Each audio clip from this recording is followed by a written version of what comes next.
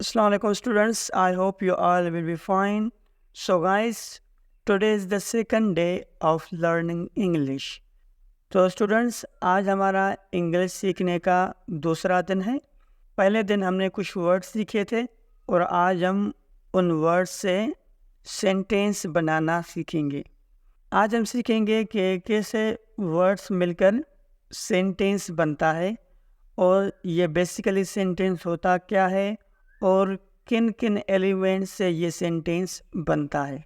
तो पिछले वीडियो में मैंने आपको बताया था कि कुछ लेटर्स मिलके वर्ड्स बनते हैं और वो के मैंने आपको बताई थी पिछली वीडियो में, और आज हम उन्हीं वर्ड्स को इस्तेमाल करके सेंटेंस बनाना सीखेंगे।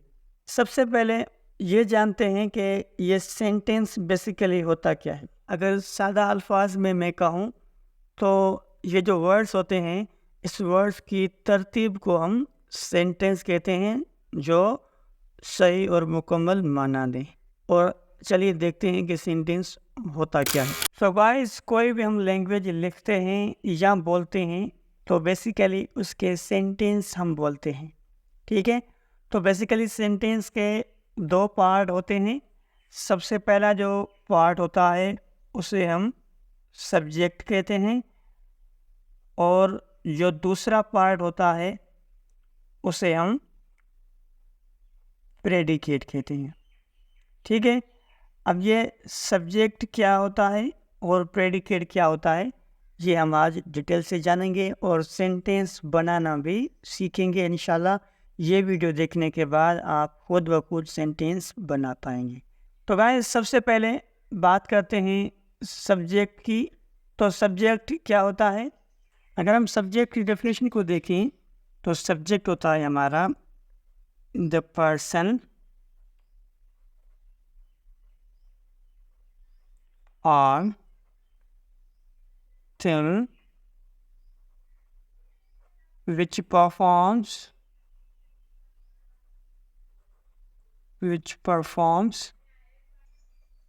an action। तो उसका क्या मतलब हुआ?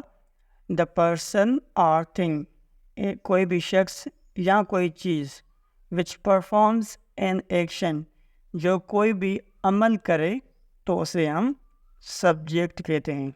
यानी कोई भी चीज़ जो सेंटेंस में अमल करे या कोई काम करे या कोई किसी काम को अंजाम दे तो उसे हम सब्जेक्ट कहते हैं। मिसाल के तौर पर, मैं स्कूल जाता हूँ, ठीक है। अब यहाँ पे देखें कि ये काम कौन कर रहा है, यानी एक्शन को कौन परफॉर्म कर रहा है? मैं। यानी स्कूल जाने का काम कौन कर रहा है? मैं कर रहा हूँ। तो यहाँ पे मैं क्या है? मैं यहाँ पे सब्जेक्ट है। मिसाल के तौर पर, वो कपड़े धो रही है, ठीक है। वो कपड़े धो रही है। अब यहाँ पे कपड़े धोने का काम कौन कर रहा है? वो कर रही है। यानी काम को जो सरंजाम दे रही है वो दे रही है। तो यहाँ पे वो क्या है? वो हमारा सब्जेक्ट है। यानी सिंपली सेंटेंस में जो भी काम कर रहा होगा, चाहे वो हमारा पर्सन हो या कोई चीज़ हो, तो उसे हम सब्जेक्ट कहते हैं। या आप इसे ऐसे भी कह सकते हैं, doer of action in the sentence, यानी सेंटेंस में जो भी कोई काम कर रहा होगा उसे हम सब्जेक्ट कहते हैं, ठीक है। क्लियर है यहाँ तक? अब हम बात करते हैं प्रेडिकेट पार्ट की। तो बेसिकली वर्ड प्रेडिकेट का मतलब होता है मालूमात देना। यानी predicate is a part of sentence which gives us information about subject। Predicate sentence का वो हिस्सा होता है जो हमें सब्जेक्ट के बारे में मालूमात देता है कि सब्जेक्ट क्या है और क्या काम कर रहा है, ठीक है। अगर इसी एग्जांपल को लें तो मैं स्कूल जाता हूँ। अब ये स्कूल जाता हूँ ये हमारे पास प्रेडिकेट पार्ट होगा और ये जो मालूमात दे रहा है वो किसके बारे में दे रहा है? मैं के बारे में, यानी स्कूल कौन जा रहा है, मैं। तो अब बात करते हैं प्रेडिकेट के पार्ट्स की। प्रेडिकेट के 3 पार्ट्स होते हैं। जो पहला पार्ट होता है उसे कहते हैं हम वर्ब, यानी फाइल। और दूसरा पार्ट होता है ऑब्जेक्ट, ऑब्जेक्ट यानी मफऊल। और तीसरा पार्ट होता है कॉम्प्लीमेंट, यानी जुमले को पूरा करने वाला। अब हम इन तीनों के बारे में डिटेल में बात करेंगे कि वर्ब क्या होता है, ऑब्जेक्ट क्या होता है एंड कॉम्प्लीमेंट क्या होता है। अब हम बात करते हैं वर्ब के बारे में। तो वर्ब की डेफिनेशन को देखें। A word that shows an action और स्टेट इन द सेंटेंस, यानी एक लफ्ज़ जो सेंटेंस में एक्शन यानी अमल दिखाए और स्टेट यानी हालत दिखाए किसी भी काम करने वाले की, तो उसे हम वर्ब कहते हैं। जैसा कि मैं स्कूल जाता हूँ। तो यहाँ पे मैं जो है वो क्या है, काम करने वाला है, यानी सब्जेक्ट है। अब ये जाने का काम कौन कर रहा है, मैं कर रहा हूँ, तो ये मैं जो है सब्जेक्ट है। और जाता हूँ ये जो है वो हमारा वर्ब होता है, यानी काम होता है। जाना, चलना, फिरना, खाना, पीना, ये जो है हमारे वर्ब होते हैं, यानी ये एक्शन जो है वो जाने का कर रहा है। ठीक है, क्लियर है यहाँ तक। अब दूसरा मिसाल लें। अली क्रिकेट खेलता है। ये जो खेलना है वो हमारा क्या है, वर्ब है, कोई एक्शन है। ठीक है, और ये काम कौन कर रहा है, अली कर रहा है। तो यहाँ पे अली क्या है, अली हमारे पास सब्जेक्ट है और खेलता है, यानी ये हमारे पास वर्ब है। सिंपली सेंटेंस में जो भी एक्शन होता है उसे हम वर्ब कहते हैं। अब वर्ब को देखें तो वर्ब के बहुत सारे काइंड्स होते हैं, और इंशाल्लाह हम आगे जाके डिटेल में पढ़ेंगे। फ़िलहाल हम सेंटेंस बनाना सीख रहे हैं। ठीक है, क्लियर है यहाँ तक। तो ये वर्ब होता है। उसके बाद हम बात करेंगे ऑब्जेक्ट के बारे में। अब ये ऑब्जेक्ट क्या होता है, अगर ऑब्जेक्ट की डेफिनेशन को देखें, द पर्सन और thing which receive an action, यानी कोई भी शख्स या कोई भी चीज़ जो किसी एक्शन को रिसीव करे। अब हमने पढ़ दिया है कि एक्शन क्या होता है, कोई भी एक्शन जो है वो वर्ब होता है।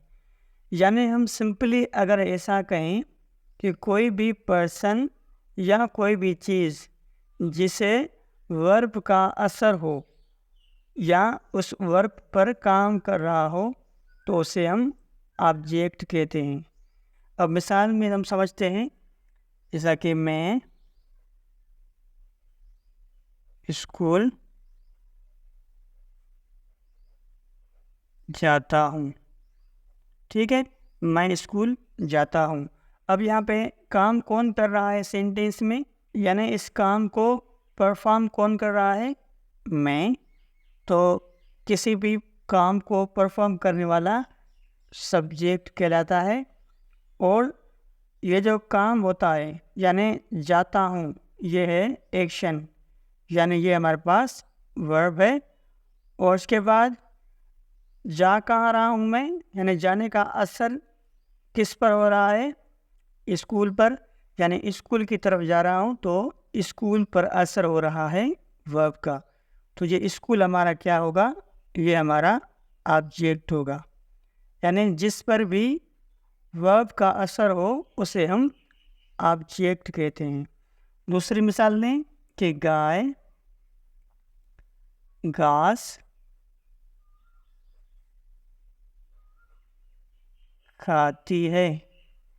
अब ये काम कौन कर रहा है, यानी घास खाने का काम कौन कर रहा है, गाय। तो गाय हमारे पास सब्जेक्ट है। और खाना, खाना क्या है हमारे पास, खाती है, यानी कि हमारे पास अमल यानी एक्शन है। तो ये हमारे पास वर्ब हो गया। और क्या खाती है, यानी खाने का असर किस पर हो रहा है, एक्शन का असर घास पर। तो ये गाछ हमारा ऑब्जेक्ट हो गया। ठीक है, अब हम इसे बेसिकली समझते हैं कि सब्जेक्ट, वर्ब एंड ऑब्जेक्ट होते क्या हैं और कैसे एक सेंटेंस बनता है। बेसिकली हम अगर कहें तो ये जो सब्जेक्ट, वर्ब एंड ऑब्जेक्ट, इसी की अरेंज को इस्तेमाल करके हम, इसी की तरतीब को इस्तेमाल करके हम सेंटेंस बनाते हैं और उसी को हम सेंटेंस कहते हैं।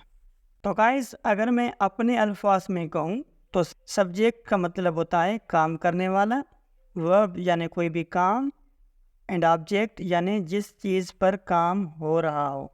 ठीक है, यानी अगर हम उर्दू सेंटेंस को इंग्लिश सेंटेंस में कन्वर्ट करते हैं या ट्रांसलेट करते हैं तो सबसे पहले हम उर्दू सेंटेंस में देखेंगे कि काम कौन कर रहा है। सबसे पहले हम उसकी इंग्लिश लिखेंगे और कौन सा काम कर रहा है उस काम की हम इंग्लिश लिखेंगे और उसके बाद किस चीज़ पर वो काम हो रहा है उसके बाद वो लिखेंगे इंग्लिश में। तो इस तरतीब को फॉलो करते हुए आप लाखों सेंटेंस बना सकते हैं, बहुत ही इजी और आसान। की शर्त यह है कि उस सेंटेंस में जो वर्ड्स इस्तेमाल हुए हैं उनकी आपको इंग्लिश आनी चाहिए।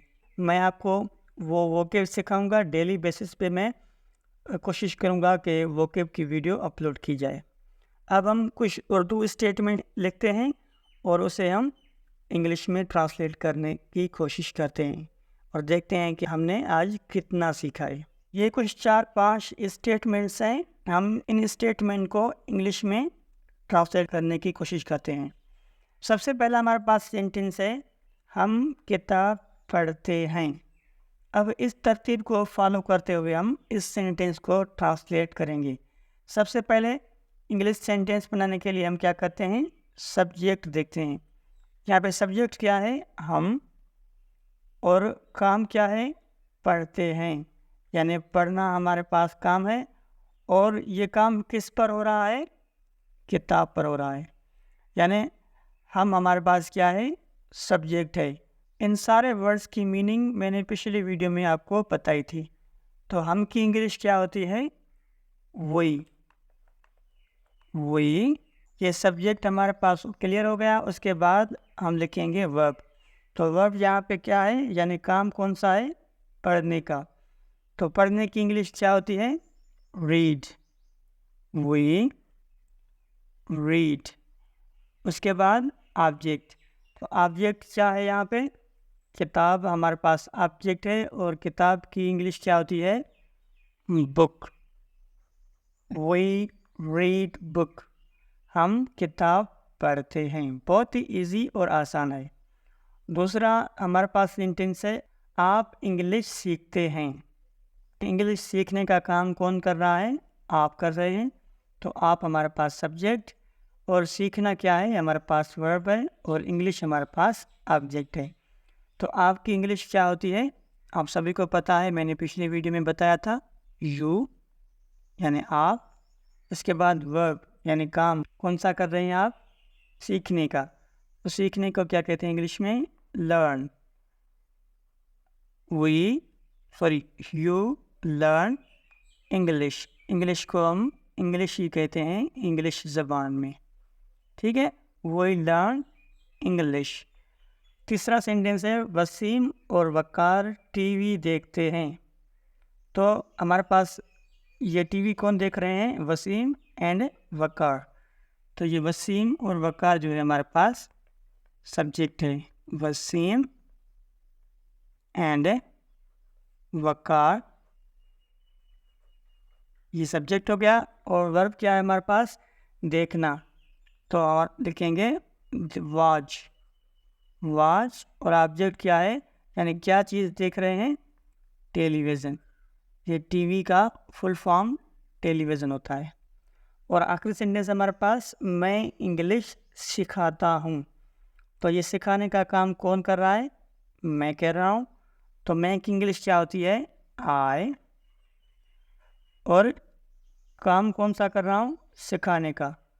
तो सिखाने को इंग्लिश में क्या कहते हैं, टीच। और उसके बाद क्या सिखा रहा हूँ, यानी object English. I teach English. मैं इंग्लिश सिखाता हूँ।